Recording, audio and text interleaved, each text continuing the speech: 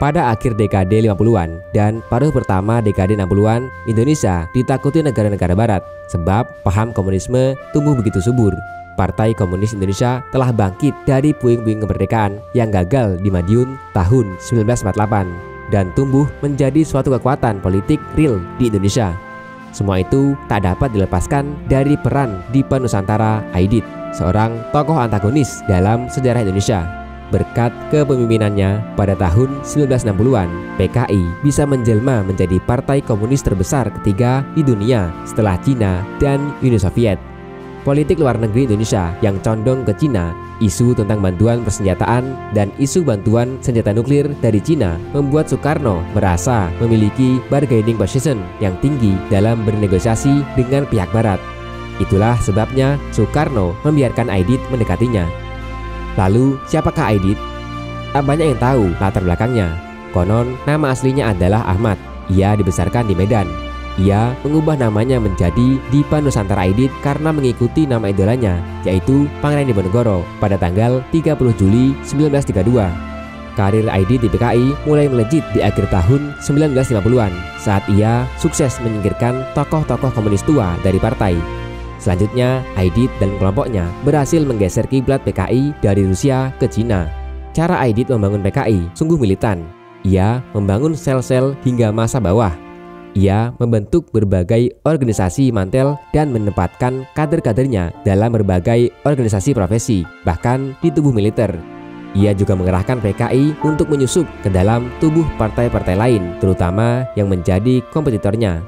Dan dengan gayanya yang flamboyan, Aidit berhasil mendekati Soekarno. Di PKI, Aidit menjabat Ketua Komite Sentral. Di pemerintahan, ia pernah menjadi Menteri Koordinator dan Wakil Ketua MRS.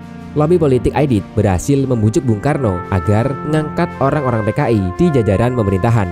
Kampanye Nasakom yang didengung-dengungkan rezim Soekarno merupakan bukti keberhasilan Aidit dalam bermain di antara kekuatan politik yang eksis di Indonesia kala itu. Dengan mengkampanyekan Nasakom, Bung Karno memberi pengakuan bahwa komunis, nasionalis, dan agama berada dalam posisi yang paralel. Dengan cerdik, Aidit memaknainya sebagai keharusan untuk menempatkan orang-orang komunis dalam setiap jajaran birokrasi, bahkan militer. Aidit rajin memprovokasi massa serta lawan politiknya dengan berbagai gagasan kontroversial.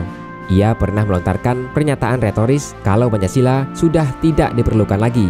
Dia juga pernah mengusulkan pembentukan Angkatan Kelima dengan cara mempersenjatai buruh dan tani melalui bantuan persenjataan dari Cina. Kampanye ini tentu saja merupakan tantangan bagi rival politiknya yang paling kuat ialah Angkatan Darat. Tak mengherankan bila Angkatan Darat paling bersemangat menolak usul tersebut. Sehingga pada tahun 1965 meletuslah gerakan 30 September yang menculik dan membunuh jenderal-jenderal Angkatan Darat. Situasi pun menjadi kacau balau. Orang-orang saling menuduh. Angkatan Darat menuduh PKI ada di balik pembunuhan tersebut, sedangkan Aidit dan kawan-kawan menyebut tragedi itu konflik internal Angkatan Darat. Pihak Angkatan Darat yang mengontrol ketat media massa akhirnya bisa mengarahkan opini publik agar menganggap gerakan itu diotaki Aidit. Maka pemimpin PKI itu kemudian melarikan diri dari Jakarta menuju Yogyakarta dan Jawa Tengah. Hingga akhirnya ia tertangkap di Solo, kemudian ditembak mati di suatu tempat di Jawa Tengah oleh pasukan yang dipimpin Kolonel Yasir Hadibroto. Karir politik Aidit hancur seketika setelah peristiwa G30S. Memang masih menjadi kontroversi mengenai keterlibatannya secara langsung. Otak G30S itu sendiri hingga kini masih belum diketahui secara persis.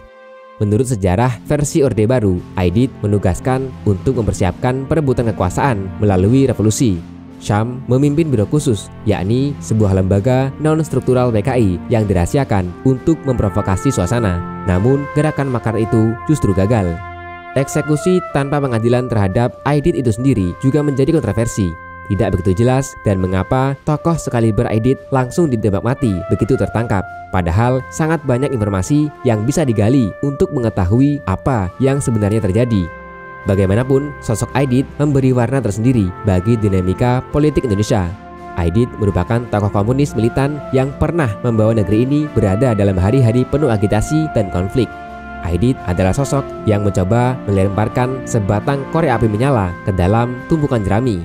Ia paham betul situasi sosial ekonomi rakyat Indonesia.